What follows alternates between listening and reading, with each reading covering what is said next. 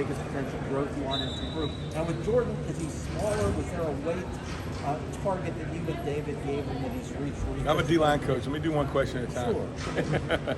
Sure. So starting with Jared. When I got back and going through the winter and watching last year's tape and then coming through spring, my message to Jared is he can be exactly what I thought he was going to be when I signed him.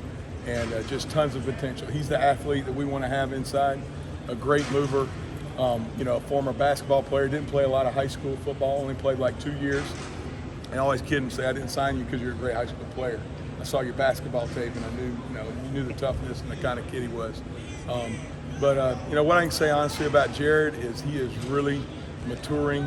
He's been locked in, detailed in his work, whether it's meetings, walkthroughs, practice, trying to do the extra.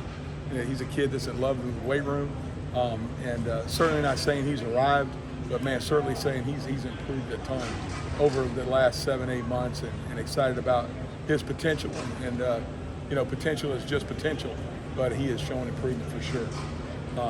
Going to Jordan Miller, I think you can't talk to anybody in our building that ain't just in love with Jordan Miller, the person. And then you see the player and the worker he is. And when we came in, we set a goal weight for him, and a credit to Kyle in nutrition and David Feely and those guys, and Jordan obviously doing the work, buying into the to the plan. But the kid's lost 30 pounds. He's changed his body. And you can imagine, man, put 30 pounds on your back and try to play football down here in South Florida and then take it off. His speed of play, plays longer, plays faster. His technique's improving. But Jordan's just a guy who's a great teammate who you can count on every day. And I think he's improved a ton as well. Certainly still got a long way to go, and he knows it. But, man, he is getting better, and I think the Canes fans are going to enjoy watching him this fall. The athleticism of your group just as a whole, do you like where they're at in that regard? And you always want more. I always tell them, being athletic and speed of play is, starts with conditioning and understanding, how long can you play fast, and then good ball is do we have 7, 8, 9 guys, can we go that deep and still look the same? And that's the challenge for our group. That I don't want 4 guys, I want 8, 9, 10 guys that I say, hey, we can roll out there and it looks the same. And that's the goal. That's what we're trying to get right now, and that's what we're working towards. Yeah, you talk about DeAndre Johnson the same way you talked about tackles. What does he bring? How did Tennessee help the SEC, the whole bit? Yeah, I was joking with Dre this morning. I told him he's long in the tooth.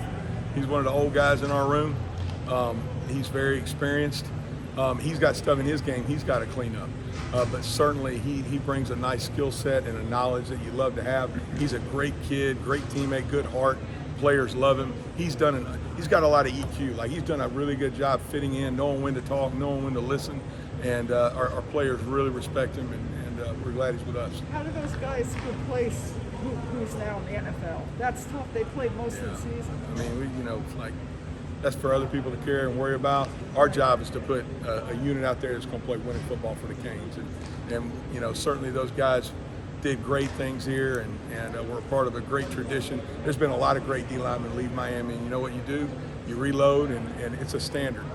Playing D-line here, there's a certain way we do it, and those guys know it, and that's what they're trying to do. From a strength standpoint, I guess comparing, contrasting, DeAndre, Quincy, Jalen, I guess how are they similar or how are they different from a playing style and strength standpoint? You know what? I didn't really, obviously I didn't coach Quincy and Jalen, but I will say I think Andre has good play strength. I really think he does.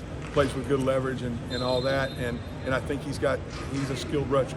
He's got some stuff that he's worked and perfected in his craft as a rusher that you can really it shows up out here and on film. Jess, how's Zach Mcleod doing, and what kind of role do you see for him this year? Man, I tell you what, Zach's the poster boy for what you want in the Miami Hurricane.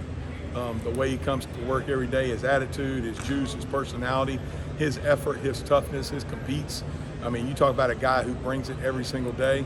And for a guy who played defensive end in the bowl game and was totally raw and didn't have a clue, and the work he's put in, not just with me, but he's out here on his own every day, Saturdays and Sundays working. I mean, Zach is a special young man, and he's a determined young man, and I'm excited about the year I think he can have. A couple more questions for Coach Simpson. You mentioned earlier with DeAndre that he has some stuff he needs to clean up. What exactly are those things? Just like all the fundamental stuff. in go mode, hitting run blocks, in jet mode, pass rush games, pad level in his rush, level of the rush with the QB, in move mode, learning what we need to do. He's learning a whole new system. He's been hearing a verbiage and a system a whole nother way, and you come in, you got to learn something new. But just like he's no different from all those guys. But you can imagine being an old guy, he's picking it up pretty fast. Jafari, Harvey, anything you can say about him? Yeah, I think, I gave Jafari a real strong list of things coming out of spring in his point of attack tape that we had to work on, especially as a rusher. And man, I tell you what, through 5 days of camp, you can tell he's put the work in, and he's getting better.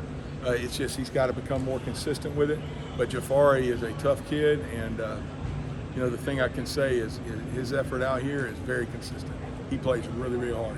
Chris, you got one for For a young defensive lineman, what's usually the typical challenge? What's the biggest challenge to make that transition to college? Yeah, I wish it was one thing. I think making the transition is like everything. I mean, you think about it. You walk in the weight room, and they're saying things and teaching you stuff you've never heard of saying before. How we warm up is totally new to them. How you call defense and how you get in a stance. The fundamental drills, like everything. Going to class is brand new. Where you go eat lunch, how do you get to class, how do you get back? Literally, you think about these guys who just got here in the last few months, man, their life's been turned upside down. So, like from a football standpoint, what is fun for them is when they can put their hand in the dirt, and if they'll go forward and attack and they got that dog in them, that's fun for them. But obviously, every time they do it, they're getting critiqued and it's something new. And obviously, they're going from being, these young guys from one of the best guys on the grass in high school to, man, I'm swimming and I don't even know how to get lined up, and I'm counting on somebody to help me right now. So there's a lot of adjustment that goes on, I think, with those kids. But what's fun is we got really good intangibles in our room, and I think our old guys are doing a nice job of taking care of those young guys. Awesome. Thank you very much. Thanks.